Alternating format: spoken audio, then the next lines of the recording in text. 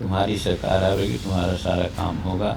ये मन बहलाने के लिए सिर्फ ऐसा कर रहे हैं। राजनीति में कोई किसी का दुश्मन नहीं होता है परमानेंट, और परमानेंट दोस्त भी नहीं होता है। अरेस्ट किया गया कब कि जब एक पार्टिकुलर नेता के घर पर जो एम्बुलेंस पड़ा हुआ था उसको उन्होंने जब सामने लाया संसार के सामने, तो उन लोगों को बुरा लगा, तो उन पर केस का मुहाना बना के उनको अरेस्ट किया गया। इसका विरोध हम लोग करते हैं। नरेंद्र मोदी जी को राम कहते थे, अपने को हनुमान कहते थे, और दूसरी तरफ ये भी है कि कभी नरेंद्र मोदी जी ने अपने हनुमान को नहीं जाना, नहीं पुकारा। नमस्कार, मैं पल्लव और आज हमारे साथ बातचीत करने के लिए बिहार के पूर्व मुख्यमंत्री और हिंदुस्तानी आवाम मोर्चा के राष्ट्रीय अध्यक्ष जीतन मांझी जी मौजूद हैं। आज हम इनसे बिहार की सियासत और मौजूदा स्थिति में कोरोना से लेकर अपराध को लेकर क्या बिहार की स्थिति है और क्या उस पर मांझी जी का सोचना है, उस पर बातचीत करेंगे। सर, पहले तो जी बिहार झारखंड को समय देने के लिए बहुत बहुत स्वागत है आपका। धन्यवाद। सर, ये कहा जाता है कि मांझी जी प्रेशर पॉलिटिक्स करते हैं, इसमें सर कितनी सच्चाई है? ये आरोप आपके विरोधी लगाते हैं। कोई लगाते हैं या ना लगाते हैं हमको पता नहीं है, और हम कभी प्रेशर पॉलिटिक्स करते ही नहीं। हम जो स्वाभाविक रूप में जो डील करते हैं वही होता है। प्रेशर की राजनीति कभी नहीं किया। ये जब से राजनीति लाइफ हमने शुरू किया है उस दिन से सिर्फ और सिर्फ 1980 में हम टिकट मांगा था, वरना बाकी सब कुछ होते गया। कहीं कुछ मांगे न, मंत्रालय मांगे, सीएम पद पर भी अपने आप आ गए। तो आज प्रेशर पॉलिटिक्स करने का क्या औचित्य है? हमने कभी प्रेशर में किसी को काम लेने के लिए बाध्य नहीं किया है।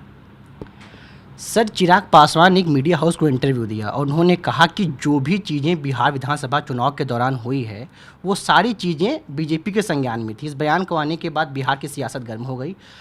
बीजेपी जहां चिराग पे निशाना साध रही थी और चुनाव के पहले जब जेडीयू टारगेट करती थी, जेडीयू बड़ी सॉफ्ट दिखी। वो बीजेपी पर टारगेट करने की बजाय बाकायदा एलजेपी पर निशाना साध रही थी। इस पर आपका क्या कहना है? देखिए, चिराग पासवान जी एनडीए के पार्टनर थे, और जब चुनाव में शायद वांछित टिकट नहीं मिला तो अपने को रिबेलियन घोषित कर दिए, और रिबेलियन घोषित किए तो दुविधा की राजनीति किए। एक तरफ नरेंद्र मोदी जी को राम कहते थे, अपने को हनुमान कहते थे, और दूसरी तरफ ये भी है कि कभी नरेंद्र मोदी जी ने अपने हनुमान को नहीं जाना, नहीं पुकारा। अब ये हनुमान और राम की लड़ाई में एनडीए को बहुत घाटा हुआ वहाँ पर, और आज जो परिस्थिति वहाँ है 125 और 24 का मामला है। अगर चिराग पासवान रहते तो निश्चित रूप में वो हम लोगों को 200 सीट आ जाता, और इसमें एक पक्षीय बात नहीं कही जा सकती है कि चिराग पासवान का ही उसमें विशेष हाथ था, बल्कि कुछ और तत्व हैं जिसके बारे में हम नहीं बता सकते हैं। वो तत्व भी थे, और वो तत्व थे कि नीतीश कुमार को नीचा दिखलाना, नीतीश कुमार कम से कम सीट लावे ताकि चीफ मिनिस्टर कोई दूसरा हो। तो वैसी परिस्थिति में धन्यवाद है जनता का, बिहार का, कि जो परिस्थिति को बिगड़ते बिगड़ते भी संभाल लिया, और नीतीश कुमार जी के नेतृत्व में चुनाव हुआ, और आज नीतीश कुमार मुख्यमंत्री बिहार के बने हुए हैं। सर, आप लंबे समय से बिहार की सियासत कर रहे हैं, आप मंत्री से लेकर मुख्यमंत्री तक रहे हैं। तेजस्वी यादव जब ये बार बार बयान देते हैं कि बिहार में कभी भी तख्ता पलट हो सकता है, और कांग्रेस भी इस बात का जिक्र करती रहती है, इसमें क्या सच्चाई है या सिर्फ ये एक माहौल बनाने की कोशिश है? एकदम अपने कार्यकर्ताओं को और विधायकों को जो उनसे टूट न जाए, ऐसी परिस्थिति में उन लोगों को दिलासा दिला रहे हैं कि धीरज रखो, थोड़े ही दिन में सरकार चल जाएगी, तुम्हारी सरकार आवेगी, तुम्हारा सारा काम होगा। ये मन बहलाने के लिए सिर्फ ऐसा कर रहे हैं, सच्चाई कुछ नहीं है। और तेजस्वी प्रसाद जी अपने क्षेत्र में भी गए हैं, उनको काला झंडा लोग दिखलाया है। वहाँ के लोगों को भी कहा कि घबराइए मत, हम दिल्ली में रह कर के आप लोगों के लिए काम कर रहे थे, 2-3 महीना में सरकार चली जाएगी। विधायकों को कहा कि घबराइए मत, किसी भी समय कुछ बातें हो सकती है, ताकि दूसरे पार्टी में न चल जाएं, दूसरे गठबंधन में न चल जाएं। इसलिए सब लोगों को कंसोलिडेट करने के लिए एक रणनीति के तहत तेजस्वी प्रसाद जी ने ये सारी बातें कही है। सर, आप तेजस्वी की आपने जिक्र किया, तेज प्रताप जी से आपकी मुलाकात हुई थी, कहा यह भी जा रहा है कि आपने लालू यादव से बात की और इसको लेकर तमाम तरह के कयास बिहार में गर्म हो गए। उसके बाद तेजस्वी जी का बयान आया, तो क्या कोई लालू जी से बात हुई, कोई सियासत की बात हुई? देखिए, हम राजनीति में एक स्वच्छ राजनीति करते हैं।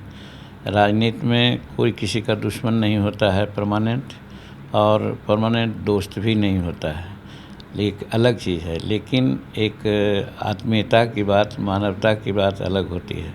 पार्टी में चाहे जो रहे, लेकिन शादी है, विवाह है, उनके यहाँ कोई ओकेजन है, हर पार्टी एक दूसरे पार्टी के यहाँ जाते हैं। इसका कहते ही मतलब नहीं सियासी लगाना चाहिए कि कहीं चले गए, किन्हीं के बारे में बोल दिए तो वो अपना गठबंधन से अलग होकर के कुछ करने वाले हैं। ऐसी कुछ बात नहीं है, सब मीडिया हाउस का अपना है। आप लोगों को जितना कहना है कहते रहिए, स्थिति उसमें कुछ नहीं। तेज प्रताप भी आए, बात भी हुई, लालू प्रसाद से बात भी हुई, वो बीमार थे, बीमारी में क्या हालत है, पूछताछ भी हुई, ये सारी बात हुई। लेकिन इसका कतई मतलब नहीं है कि कोई राजनीतिक समीकरण बिगड़ने वाला है। हम लोग एनडीए में हैं, एनडीए में रहेंगे।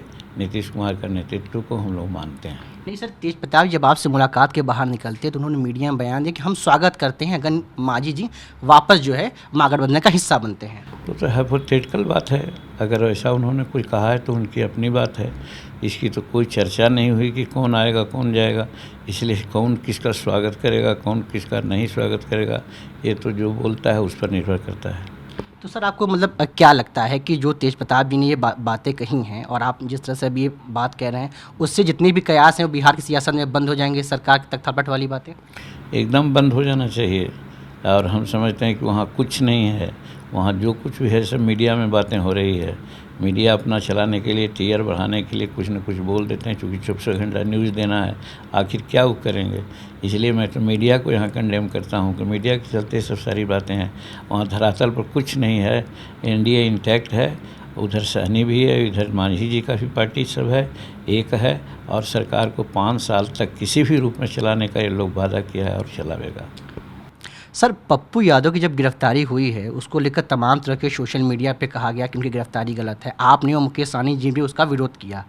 क्या आप मानते हैं उनकी जो गिरफ्तारी हुई 32 साल पुराने मामले में वो सही है?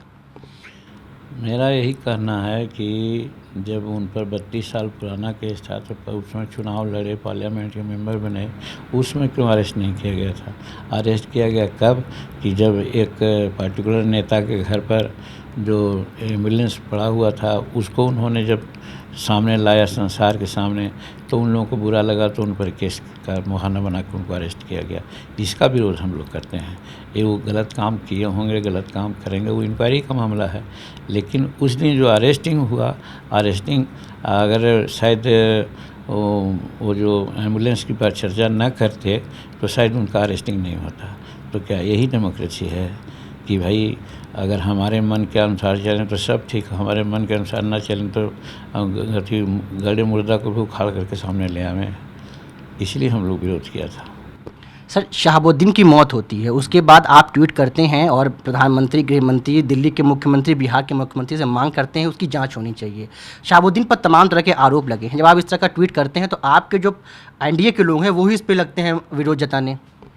देखिए, कोई आदमी का पास्ट इतिहास क्या रहा है वो हम नहीं जानते हैं, लेकिन जहाँ तक शहाबुद्दीन साहब का सवाल है, हम उनके कंस्टिट्यूंसी में, उनके घर, उनके ज़िला में हम लोग गए हैं।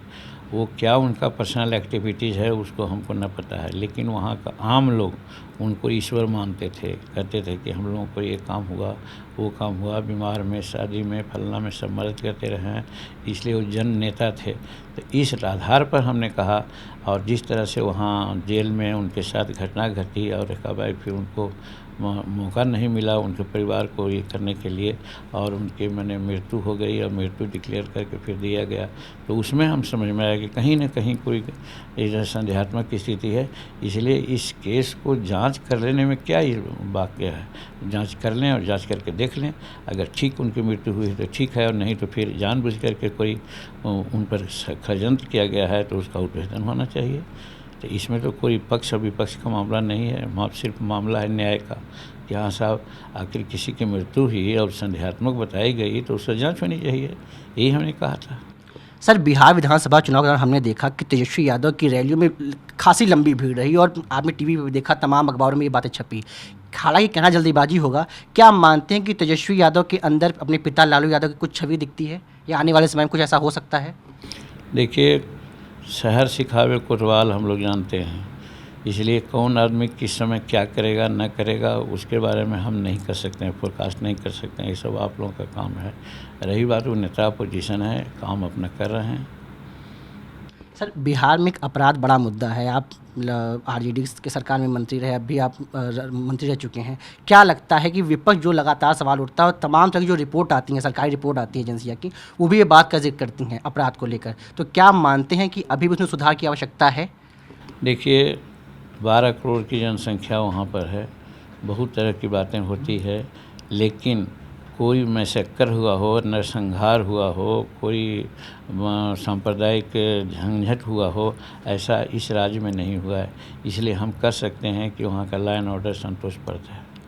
सर, एक आखिरी मेरा सवाल ये है, हमने कुछ दिन पहले देखा कि राष्ट्रीय लोक समता पार्टी का विलय हुआ जेडीयू में। क्या ऐसा कभी भविष्य में हो सकता है, क्योंकि आप लंबे समय तक नीतीश कुमार के साथ काम किए हैं और आप लगातार उनकी तारीफ करते रहे, उनके कामों को लेकर आप उनके सराहते रहे हैं, तो क्या ये उम्मीद की जा सकती है कभी भविष्य में ऐसा हो सकता है? क्या हो सकता है? सर, कभी भी हिंदुस्तानी अवाम मोर्चा का विलय? सवाल ही नहीं उठता है। अगर विलय होना होता तो विलय पहले हो गया होता। हिंदुस्तानी अवाम मोर्चा एक सेपरेट पार्टी है, इसका अपना सिद्धांत है, और वैसा सिद्धांत है जिसमें कभी नरेंद्र मोदी जी को भी हम लोग कंडेम करते हैं, कभी नीतीश कुमार जी को भी कंडेम करते हैं, कभी जन आंदोलन की बात करते हैं। तो वैसे में विलय कौन सवाल है? विलय तो हर व्यक्तिगत लाभ के लिए अगर हम लोग वहाँ हैं तो एक बात ही, लेकिन हम वहाँ सिद्धांत पर हैं। सिद्धांत के प्रतिपालन न होने के एरिया में हम लोग आंदोलन भी कर सकते हैं, या अभी जहाँ ज़रूरत होती है वहाँ हम लोग बोल देते हैं गठबंधन में रहते भर में भी कि ये गलत हो रहा है, ऐसा कीजिए। तो इसमें तो विलय का कौन सवाल है? सर, आखिरी सवाल, आप दिल्ली में हैं और कहा जा रहा है कि आप अपने हेल्थ चेकअप के लिए हैं, तो सर स्वास्थ्य, मतलब आप काफ़ी लंबे समय तक राजनीति कर चुके हैं, स्वास्थ्य को लेकर भी सर तमाम तरह की मतलब बातें सामने आ रही है, तो सर आगे आने वाले समय में आपके बेटे भी मंत्री हैं, हम आने वाले समय में बिहार में जीतन राम मांझी को कहाँ देखते हैं? कहाँ देखते हैं? एक कार्यकर्ता के रूप में देखिए, हिंदुस्तानी अवाम मोर्चा से का राष्ट्रीय अध्यक्ष है। जो प्रमुख मुद्दा है शेड्यूल कास्ट का, उसको आगे बढ़ाने के लिए संघर्ष करते हुए देखिए, जैसे जुडिशरी में आरक्षण हो, कॉमन स्कूलिंग सिस्टम हो, निजी क्षेत्र में आरक्षण हो, दोहरी मतदाता सूची बने, ये सब ऐसा मुद्दा है जो शेड्यूल कास्ट को, इसके बिना गुजारा नहीं है। 76 बरस गुजर गए, लेकिन शेड्यूल कास्ट आप भी हाथ पसारे हुए है, उसको हक नहीं मिला है। तो वैसी परिस्थिति ये 4-5 मुद्दा है जिसको आगे बढ़ाने के लिए हम कटिबद्ध हैं। जब तक मेरे शरीर में एक बूंद खून है तब तक इन बातों को लेकर के हम लोग चलते रहेंगे। तो ये थे हमारे साथ बिहार के पूर्व मुख्यमंत्री और हिंदुस्तानी अवाम मोर्चा के राष्ट्रीय अध्यक्ष जीतन राम मांझी जी, जिन्होंने साफ शब्दों में कहा कि एनडीए की सरकार बिहार में मजबूत है और नीतीश कुमार के नेतृत्व में 5 साल पूरी तरह से चलेगी।